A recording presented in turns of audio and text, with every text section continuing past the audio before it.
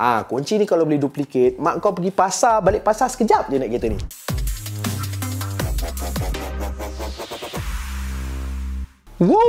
Assalamualaikum. Apa khabar semua? Adi di sini dan hari ini dalam Sembang Enggear, Adi nak ceritakan tentang satu kereta yang betul-betul tak masuk akal. Iaitu kereta apa? Jom kita tengok. Meneruskan legasi model yang luar biasa, hebatnya seperti Bugatti Veyron bukanlah sesuatu yang mudah, namun sebagai model pengganti, Chiron langsung tidak mengecewakan. Jap. Korang nak dengar cerita lebih dalam kan? Jangan lupa subscribe, tekan butang like tu dulu.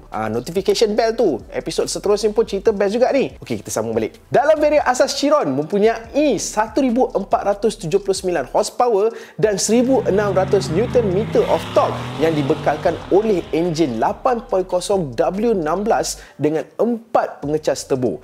Kelajuan maksimum pula dihadkan secara elektronik pada 420 km sejam. Sudah tentu jentera mewah dengan kemampuan seperti Chiron tidak murah jumlahnya dan juga terhad dia punya kuantiti. Harganya bermula daripada $2.6 juta, kira-kira lebih kurang dalam 11.6 juta ringgit rasanya, dan hanya 500 unit sahaja yang dihasilkan. Daripada jumlah tersebut, 30 unit dijadikan model yang paling ekstrim dalam barisannya, iaitu Chiron Super Sport 300 Plus. Dengan kelajuan maksimum yang boleh mencecah sehingga 490 km sejam, model ini mungkin terlalu hardcore untuk kebanyakan pelanggan Bugatti yang rata-rata mengutamakan kemewahan semata-mata. Oleh itu, pada tahun lalu Bugatti telah memperkenalkan model yang diposisikan antara varian asas dan juga Super Sport 300 Plus, iaitu Chiron Super Sport. Tanpa buang masa lagi, berikut adalah 10 fakta yang tak masuk akal tentang model ni. Jom kita tengok. Yang pertama, ia mempunyai 1580 horsepower. Ia dikuasakan oleh enjin quad turbo W16 yang sama dengan Chiron standard, namun untuk model ini, beberapa komponen seperti pengecas turbo, pambahan api dan kepala silinder telah ditambah baik. Hasilnya, enjin tersebut boleh menghasilkan 1580 horsepower dan juga 1600 Nm of torque, manakala rate line juga lebih tinggi. Yang kedua, ia masih sebuah kereta yang selesa. Tidak seperti kebanyakan hypercar eksotik, Chiron Super Sport tidak perlu mengorbankan kemewahan semata-mata untuk prestasi. Ruang dalamannya masih dihiasi dengan upholstery kulit mewah, manakala ciri-ciri kemudahan lain seperti sistem pendingin hawa, ciri pelarasan dan pemanas tempat duduk, serta 2 bumbung suria. Kau mesti pelik kan, suria kan? Solar panel, bumbung suria tu.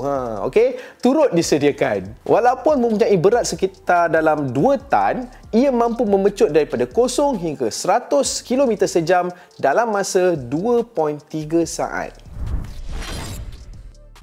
Nombor 3. Ada kunci untuk mencapai kelajuan maksimum. Kunci yang Adi maksudkan ni adalah kunci fizikal. Kedua yang perlu dimasukkan ke dalam lubang khas yang terdapat pada pintu sebelah pemandu. Hanya dengan kunci ini, pemandu boleh mencapai kelajuan maksimum Chiron Super Sport sekitar 490 km sejam. Kunci ni kalau beli duplikat, mak kau pergi pasar, balik pasar sekejap je naik kereta ni. Nombor 4. Ia tribute kepada EB110 Super Sport. Jika anda perhatikan dengan teliti, fender depan Chiron Super Sport mempunyai 9 lubang. Ini mungkin memberi kesan dari segi aerodinamik, namun sebab sebenar lubang-lubang ini dibuat adalah sebagai tanda penghormatan kepada model EB110 Super Sport yang sangat-sangat ikonik. Nombor 5. Ekor yang panjang. Bagi mereka yang kurang mengikut perkembangan Bugatti, mungkin sukar untuk membezakan antara Chiron Standard dan juga varian Super Sport ini. Bagaimanapun, peminat tega model ini pastinya tahu bahawa Chiron Super Sport memiliki ekor yang lebih panjang berbanding dengan model yang standard untuk mengoptimumkan aerodinamiknya. Secara spesifiknya, ukuran panjang model ini bertambah sebanyak 25 cm. Kalau korang tak percaya, bawa pembaris, ada 2 Chiron tu, kau ukur. Tengok mana satu yang lebih 25 cm, itulah yang lebih mahal. Nombor 6, lengkungan tunggal di dalam kabin. Chiron sememangnya terkenal dengan elemen melengkung pada bahagian kiri dan kanan yang digunakan sebagai perumah kepada sistem pengambilan udara, tetapi model Super Sport ini membawanya ke tahap lebih tinggi dengan membawa elemen yang sama ke dalam kabin. Ia bertindak untuk memisahkan ruang pemandu dan juga penumpang selain menempatkan bar lampu untuk sistem pencahayaan ambient. Alahai, aku rasa semak mahal benda inilah yang dilengkungkan pula kat belah dalam tu. Kenapa? Dah lah tempat duduk dua, lepas tu duduk jauh-jauh. Baik pergi tengok wayang, duduk dekat-dekat je.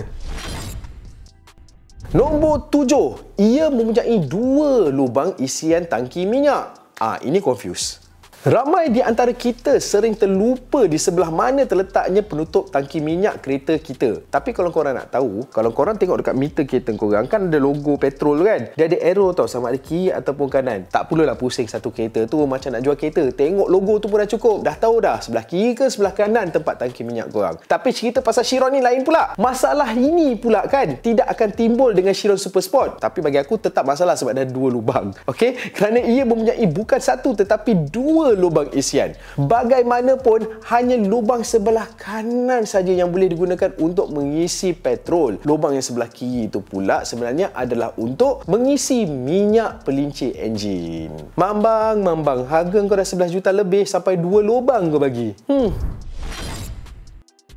Nombor 8, ruang kabin tidak lapuk ditelan zaman. Kebanyakan supercar atau hypercar zaman kini syarat dengan kelengkapan yang canggih dan juga moden. Dengan Chiron, Bugatti ingin menghasilkan ruang kabin yang bukan saja mewah namun mampu bertahan lama. Oleh itu, sebab itulah mereka menggunakan speed meter analog dan juga 4 dial kecil pada papan pemuka. Anda tidak akan menemui sebarang skrin sentuh dan juga butang sensitif sentuhan dekat situ. Betul lah, wear and tear. Kalau pakai yang jenis touchscreen tekan kiri kanan dengan confirm jahanam. Tak percaya? Kontrak sendirilah.